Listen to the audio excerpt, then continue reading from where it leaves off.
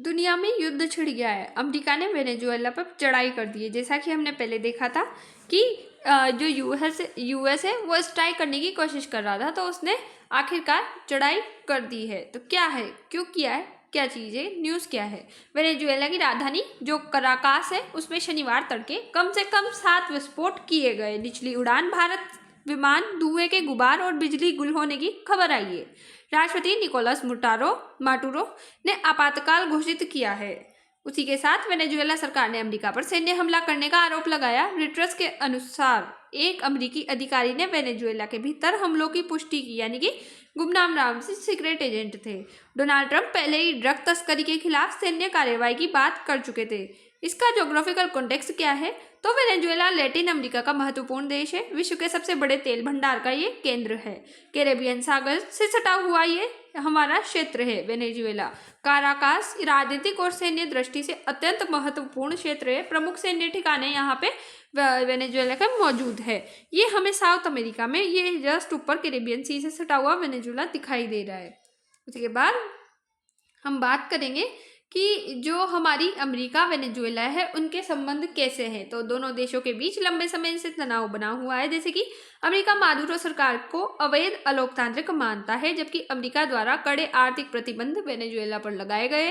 तेल टैंकरों की जब्ती की गई। वेनेजुएला के एयर स्पेस पर अनौपचारिक रोक अमेरिका ने लगाई है। ट्रंप शासन ड्रग तस्करी के नाम पर सैन्य हस्तक्षेप वेनेजुएला में करते आए। लैंड ऑपरेशंस की खुली चेतावनी ये देते रहे हैं।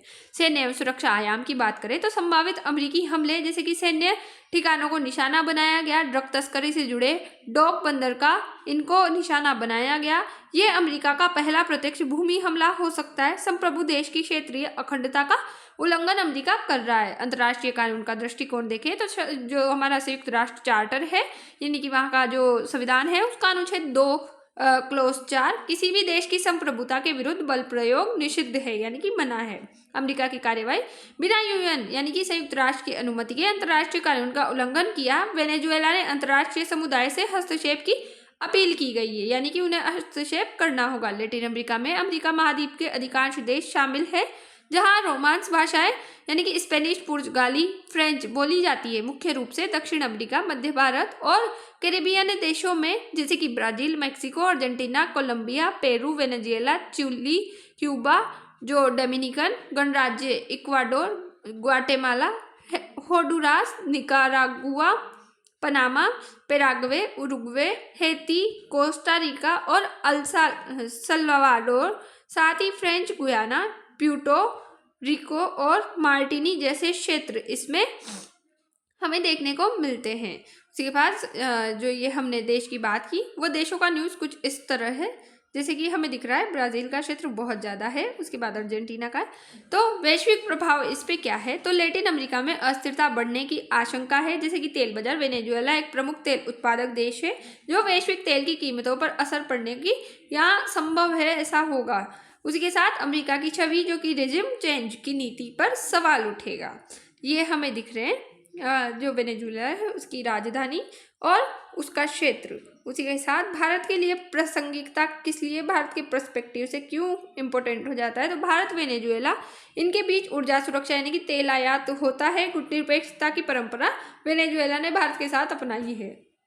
भारत की नीति यानी कि संप्रभुता और आंतरिक मामले में हस्तक्षेप न करने का समर्थन शांतिपूर्ण समाधान पर जोर देता है। इसके तथ्य है कि काराकास वेनेजुएला की राजधानी है। यहाँ के राष्ट्रपति निकोलस मादुरो है। आरोपित देश अमेरिका है, जिसने इस पे हमला किया है, चढ़ाई करने की कोशिश की है। क्यों की है? ड्रग तस्करी और सैन्य दबाव के कारण। इससे कौन कौन से देश प्रभावित या राज्य प्रभावित होंगे, तो काराकास, मिरांडा, अरागुआ, ला गवाइरा।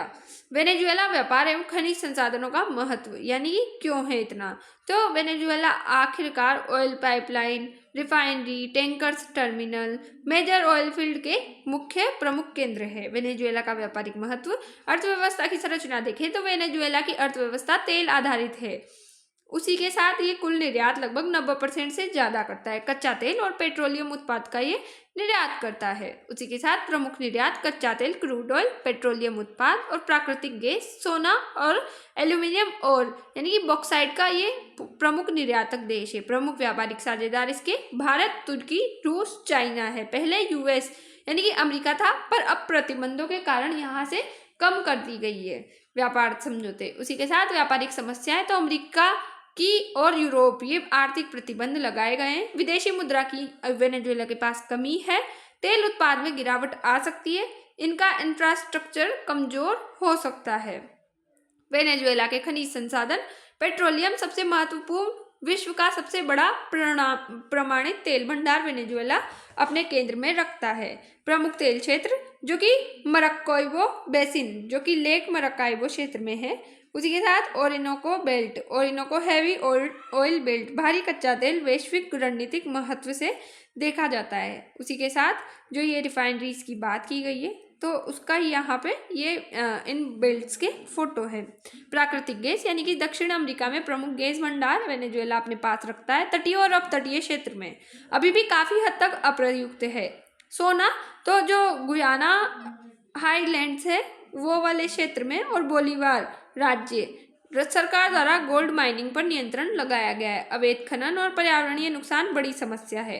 बॉक्साइट एल्यूमिनियम उद्योग का आधार जो कि गुयाना क्षेत्र में है। पहले एल्यूमिनियम उत्पाद का बड़ा केंद्र वेनेजुएला हुआ करता था। लोएस, तो कैरो बोलिवियर, इल पाओ भारी उद्योग के लिए महत्वपूर्ण है। अन्य खनिज जैसे कि हीरा, कोयला, निकेल, फास्फेट यहाँ पे मिलते हैं। भारत के लिए क्यों महत्व है, तो भारत एक प्रमुख तेल आयातक है। प्रतिबंध हटने पर भारत वेनेजुएला ऊर्जा सहयोग बढ़ सकता है। भारत की नीतियाँ यानी कि रणनीतिक स्वायत्तता और वैकल्पिक ऊर्जा स्रोतों की खोज के लिए वेनेजुएला को सफिशिएंट समझते हैं। निष्कर्ष कि सैन्य कार्यवाही से समस्या का समाधान नहीं होगा। संवाद, बहुपक्षीय मंच यानी कि जो यूनाइटेड नेशन है, और कूटनीतिक आवश्यक है। उसी के साथ वैश्विक शक्तियों को रूल बेस्ड इंटरनेशनल ऑर्डर का सम्मान करना चाहिए, उनका उल्लंघन नहीं करना चाहिए। जय हिंद, जय भारत। Thanks for watch.